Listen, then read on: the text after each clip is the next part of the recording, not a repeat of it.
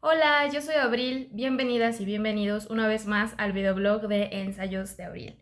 Antes de continuar con este video, quiero darles las gracias por ver los videos anteriores y comentarlos y compartirlos, porque de verdad es algo que me emociona muchísimo. Este sería el sexto video consecutivo semanal que subo en un considerable periodo de tiempo en el que no lo hacía, y me siento muy feliz de saber que este esfuerzo chiquito pero muy significativo para mí tiene un eco en algunas de las personas que miran este contenido, así que quería darme un tiempo de darles las gracias.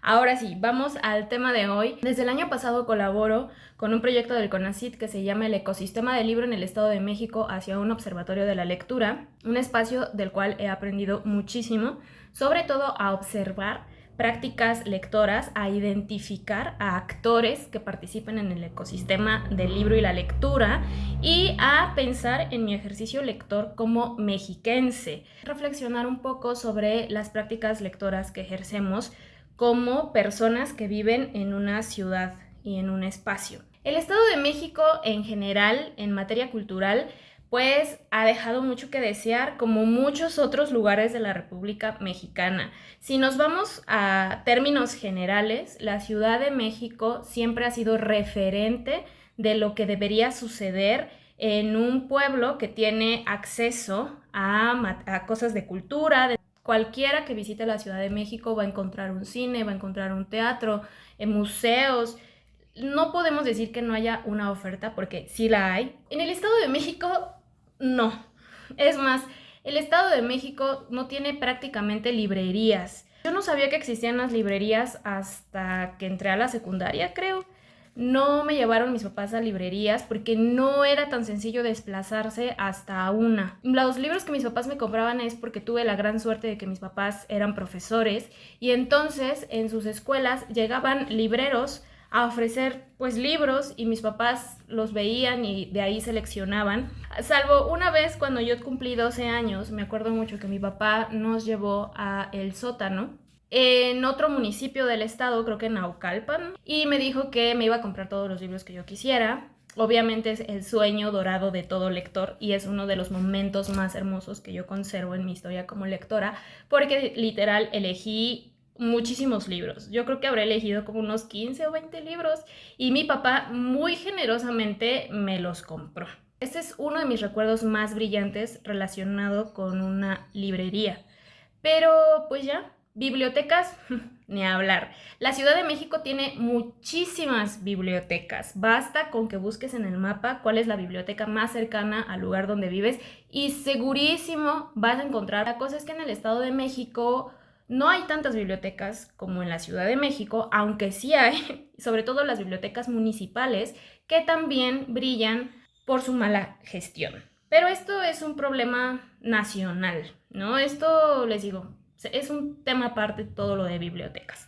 A lo que voy es que yo cuando fui a la biblioteca la primera vez, iba en la secundaria, que fue que conocí la biblioteca de mi municipio y quedé muy impactada de la poca variedad de libros que tenía, el espacio igual muy desaprovechado, aunque yo en ese entonces con 13 años pues no sabía nada, solamente pensé, me gusta más la biblioteca de la escuela. ¿Por qué estoy diciendo todo esto?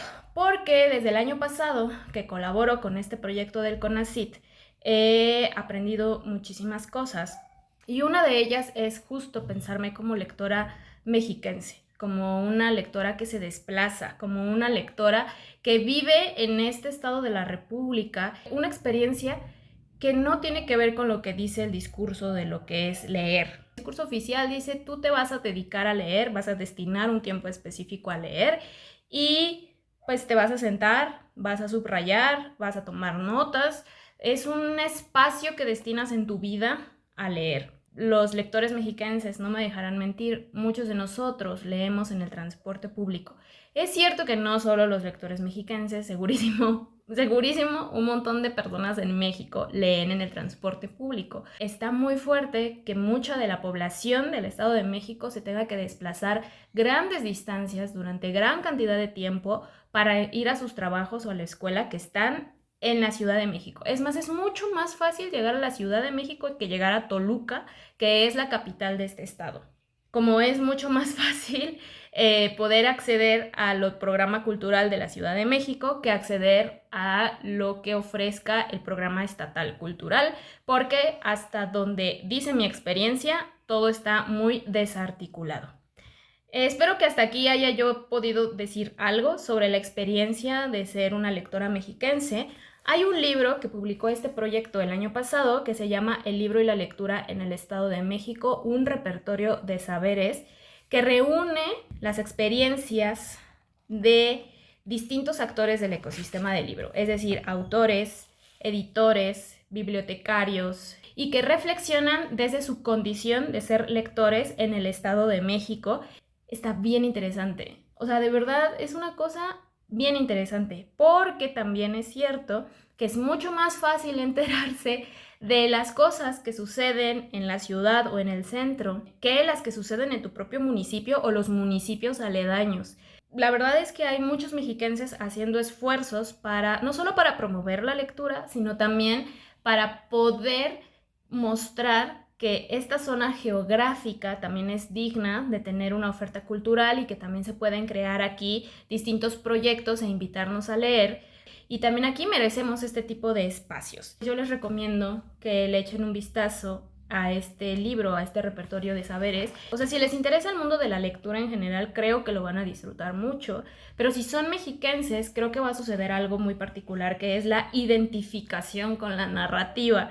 Es decir, aquí está hablando de gente como nosotros, que nos movemos, que crecimos carentes de librerías y de bibliotecas, que leer era un lujo, que es lo que dice el discurso, leer nos iba a sacar de este lugar, ¿no? Hay un artículo en particular que me gustó mucho, que se llama La lectura de periferia a periferia, de Ana Jimena Jiménez Nava y Jonathan A. Rosas Oseguera. Me gustaría leerlo, pues para que se den una idea del tono de varios de estos escritos y también pueda yo terminar de redondear esto que les he venido a contar. Para muchos de nosotros, la lectura comienza desde temprano, pero no hablamos de una mañana cotidiana donde apenas sale el sol y abrimos la ventana, tomamos café y comenzamos a leer. Temprano no a las 10, 9, 8 o 7. Temprano para nosotros es a las 4, 5 o 6 de la mañana. ¿Por qué leemos tan temprano? Leer es una actividad que requiere de tiempo y tiempo es lo que menos sobra en la periferia. Aquí los días inician temprano. Hay que estar listos lo antes posible para salir rumbo a nuestro destino. Ecatepec es una zona periférica y quienes vivimos aquí debemos o estamos obligados a desplazarnos hacia el centro. El centro no es un punto fijo. El centro, respecto a la periferia, es un espacio determinado geográfica y políticamente, cuyas dimensiones cambian de manera constante. La periferia es todo lo que gravita alrededor de ese centro. Y si salimos temprano de la periferia es porque debemos acercarnos a esta zona. Entonces, salimos temprano a las 6, 6:30, a más tardar. 2 o 3 horas de camino son necesarias para llegar al destino. A esta hora es cuando comienza la lectura. La mayoría de la gente que se traslada en el transporte público aprovecha esas horas y ese espacio reducido para avanzar en algo, desayunar, maquillarse, peinarse, dormir, estudiar y también leer. Lo menos cómodo de leer en la combi o en el camión es un libro, pero no es impedimento. La gente no se limita a leer ediciones de bolsillo, es común ver a alguien frente a un bloque de 500 o 1000 páginas y ver cómo poco a poco avanzan de una página a otra. Hay quienes leen en el celular y quienes escuchan audiolibros. Se lee entonces de la casa al metro y del metro a nuestro destino. No se lee necesariamente durante esas 2 o 3 horas, pero se avanza.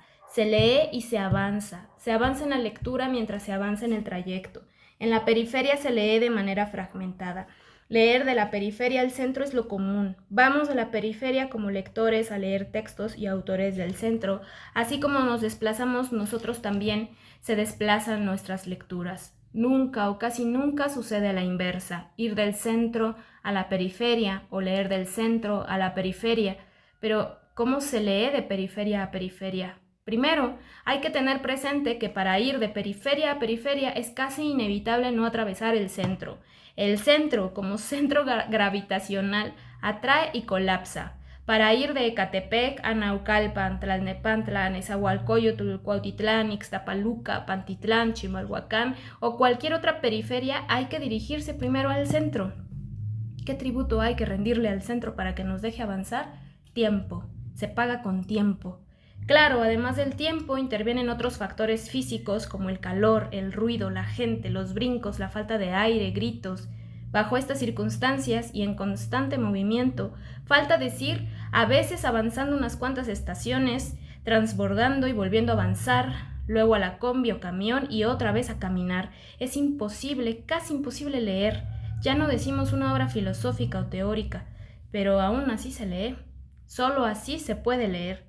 Hacer una lectura crítica desde la periferia también requiere de mayor tiempo, ya que todo tiempo en la periferia es exponencial, mientras más alejado se está del centro. Para conectar lecturas y lectores es necesario un quehacer crítico, pero ¿en qué momento de todo el poco tiempo que se nos gasta nos podemos parar a cuestionar lo leído, a ver qué conecta con qué? Los espacios son pocos, casi nulos. Los que hay funcionan como una especie de simulación, más bien de virtualidad. Se trata de identificar y especular la posibilidad de realización crítica. También, dentro de la lectura, los lectores y la distancia, hay un comportamiento asintótico con respecto del centro. La lectura tiende a acercar al centro, pero no lo toca. El avanzar, el ir hacia el destino también tiende a acercarse al centro, pero no lo toca. La periferia no es centro ni canon, tiene la cualidad de por momentos acercarse, pero la misma gravedad del centro la curva y la aleja.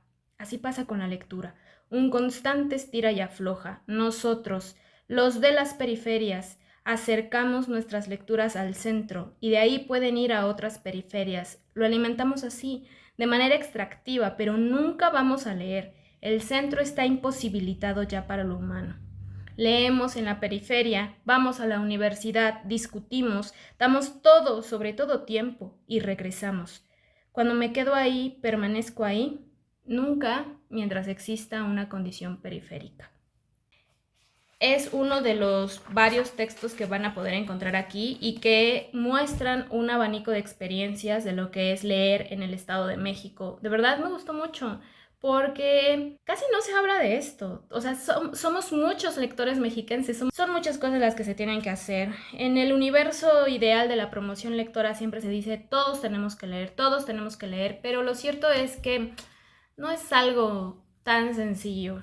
Y menos si no observas las condiciones sociales, políticas e incluso geográficas que tiene una persona. Eso estaba pensando relacionado un poco con el discurso hegemónico. Este libro lo pueden conseguir gratuitamente, les voy a dejar el enlace en la descripción. También les voy a dejar el enlace del proyecto del ecosistema de la lectura en el Estado de México, sus redes sociales, si les interesan estos temas. Sobre todo si son mexicanos, creo que deberían darse una vuelta. Me gustó la edición y trae mapas del Estado de México y pues más temas que no son tan divulgados entre los mismos mexiquenses, ¿no? O sea, me parece muy impresionante de verdad cómo yo misma sabía más de cosas históricas, culturales de la Ciudad de México que de mi propio estado. Y ya, muchas gracias por ver este video. Díganme qué piensan en los comentarios. Au revoir.